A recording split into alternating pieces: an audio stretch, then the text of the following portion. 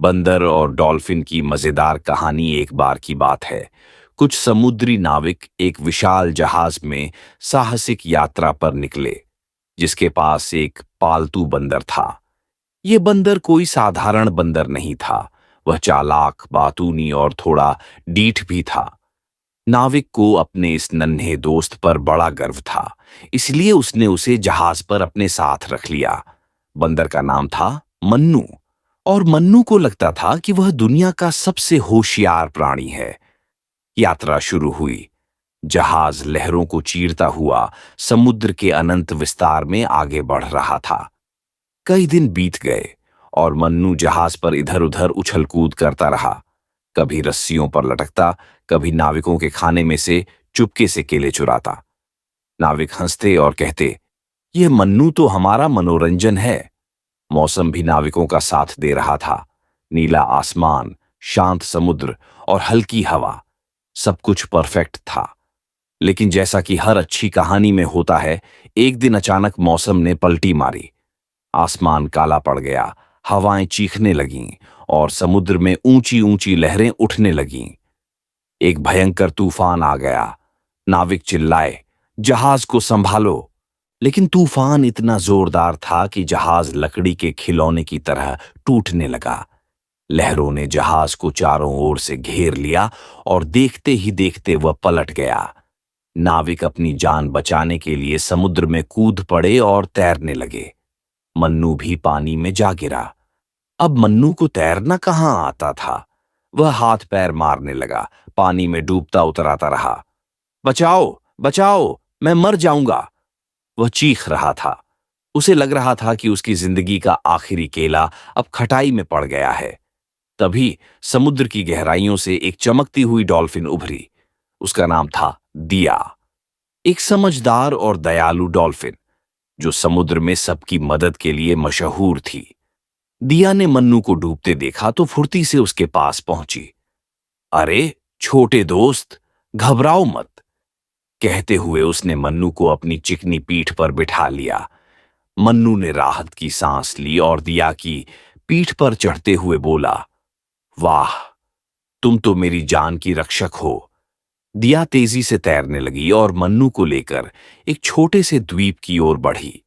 लहरों को चीरती हुई वह द्वीप के किनारे पहुंची और मन्नू को धीरे से उतार दिया।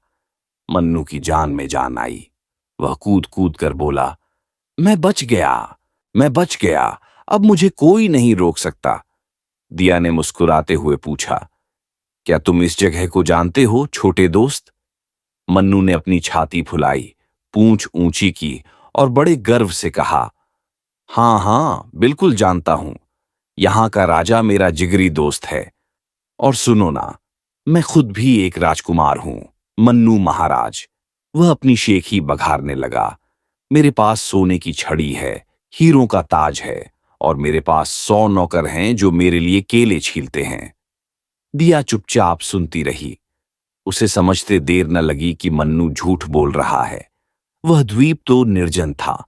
वहां न राजा था, न प्रजा, न ही कोई केले का पेड़। फिर भी दिया ने सोचा कि मन्नू को सबक सिखाने का यह सही मौका है। उसने शरारती मुस्कान के साथ कहा, अरे वाह, तो तुम एक राजकुमार हो, बहुत शानदार बात है।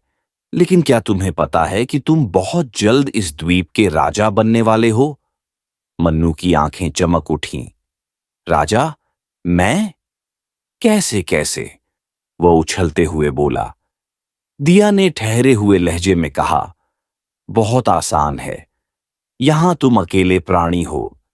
न कोई तुमसे लड़ेगा, न कोई तुम्हारा तख्त छीनेगा। तो बेफिक्र होकर यहां का राजपाट संभालो। मैं चलती हूं, अपना ख्याल रखना, मन्नू महाराज। इतना कहकर दिया ने एक ऊंची छलांग लगाई और समुद्र में गायब हो गई। मन्नू चिल्लाया, अरे रुक जाओ, मुझे अकेला मत छोड़ो। लेकिन दिया जा चुकी थी। मन्नू इधर उधर देखने लगा। चारों तरफ सिर्फ रेत, पत्थर और खामोशी। न कोई दोस्त, न कोई केला, न ही कोई ताज। उसे अपनी गलती समझ आ गई। अरे, मैंने तो बेकार में शेखी मारी। अब यहां अकेले क्या करूंगा? वह सिर पकड़कर बैठ गया। कई घंटों तक मन्नू द्वीप पर अकेला भटकता रहा। आखिरकार उसे उसके मालिक नाविक ने देख लिया और उसे बचा लिया।